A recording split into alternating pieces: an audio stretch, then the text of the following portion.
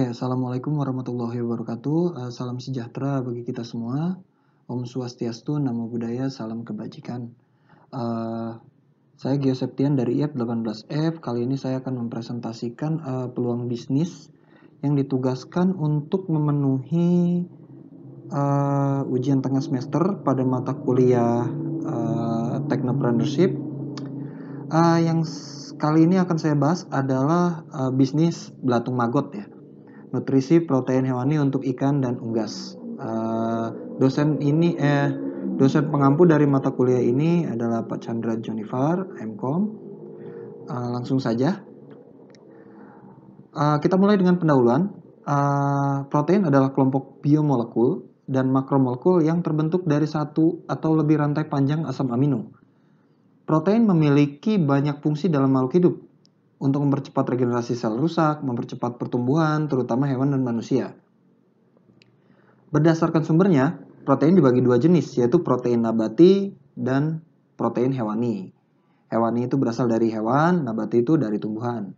Dalam budidaya atau peternakan ikan dan unggas, protein itu sangat dibutuhkan untuk mempercepat pertumbuhan bobot ternak gitu. Makanya kita pasti pernah mendengar kandungan protein pada pakan ikan atau unggas ini cukup tinggi, sekitar 30% sampai 40% dari bobot pakan. Namun, pakan buatan pabrik terbilang sangat mahal untuk budidaya. Maka itu petani dan peternak harus mencari cara agar dapat memenuhi sumber protein yang lebih terjangkau dan sehat bagi ternaknya. Salah satunya adalah maggot. Nah, sekarang apa sih maggot itu? Mungkin ada sebagian dari kita yang pernah lihat belatung ini. Maggot BSF itu dari lalat BSF namanya. Larva dari jenis lalat besar berwarna hitam seperti tawon ya, yang ini. Nah, maggot BSF merupakan bentuk dari siklus pertama atau larva dari black soldier fly yang nantinya akan bermetamorfosa menjadi lalat dewasa. Meskipun keluarga lalat, namun ukuran BSF yang dikenal sebagai lalat tentara ini lebih panjang dan lebih besar. Meskipun dari keluarga lalat BSF ini tidak menularkan bakteri, penyakit, bahkan kuman kepada manusia. Ini perlu kita garis bawahi, walaupun secara physically ini disebut belatung, tapi bukan belatung yang seperti biasa yang kita temukan yang jorok itu kan. Nah, tapi maggot dari BSF itu tidak menularkan bakteri, penyakit, bahkan kuman. Tidak menularkan itu semua kepada manusia dan kepada ternak. Nah, dibandingkan cacing, maggot lebih menguntungkan sebagai pakan ternak karena lebih cepat berkembang biak dan cepat bisa dipanen gitu. Dari menetas sampai bisa digunakan menjadi pakan ternak, waktunya hanya sekitar 17 hari. Maggot memiliki kadar protein yang sangat tinggi, sekitar 43% jika dalam keadaan utuh. Dan jika dijadikan pelet, kadar proteinnya ini berkurang, ada di sekitar angka 30-40%. Dalam arti maggot ini salah satu sumber pakan alternatif untuk peternakan yang punya protein sekitar 43% dari bobot tubuhnya. Seperti itu. Nah, bagaimana peluang usahanya? Dengan kandungan protein yang sedemikian tinggi, maggot bisa menjadi salah satu pakan alternatif terbaik untuk hewan ternak seperti ikan, unggas. Ikan ini bisa diberikan ke berbagai macam ikan, berbagai jenis ikan, dan unggas. Baik itu ayam, angsa, dan lain-lain. Selain cepat berkembang biak, lalat BSF cukup mudah dibudidayakan. Selain itu, perawatan yang dilakukan untuk ternak maggot cukup murah. Karena maggot akan hidup dan berkembang di sampah-sampah organik ya, sampah organik, bukan sampah anorganik. Maka itu, maggot juga dapat dipakai sebagai decomposer bagi sampah-sampah organik. Namun jika kita tidak ingin berurusan dengan sampah, kita bisa memakai dedak atau bungkil kelapa sawit. Itu juga bisa digunakan sebagai media peternakan maggot. Lalat BSF hanya ada di daerah beriklim tropis. Ini salah satu peluang usaha juga. Karena apa? Saya yakin masyarakat di seluruh dunia itu mengkonsumsi ikan. Hanya saja mungkin terbatas ada ikan laut, ada ikan hasil dari empang atau peternakan dan lain-lain. Selain itu, lalat BSF ini tidak ditemukan di daerah beriklim subtropis atau dingin seperti Eropa. Nah, tentu ini menjadi peluang tersendiri ya. Di Eropa itu karena suhunya dingin, jadi tidak ada lalat BSF yang tinggal di sana.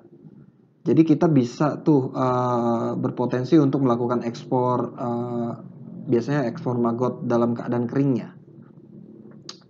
Hal ini tentu juga bisa menjadi peluang usaha yang bagus. Pasokan ikan dari Eropa hanya mengandalkan hasil tangkapan nelayan karena sulitnya memenuhi kadar protein hewani untuk budidaya mereka gitu. Nah, marketnya apa aja? Marketnya kita bisa jual atau gunakan sendiri sebagai pakan alternatif budidaya atau ternak ikan dan unggas.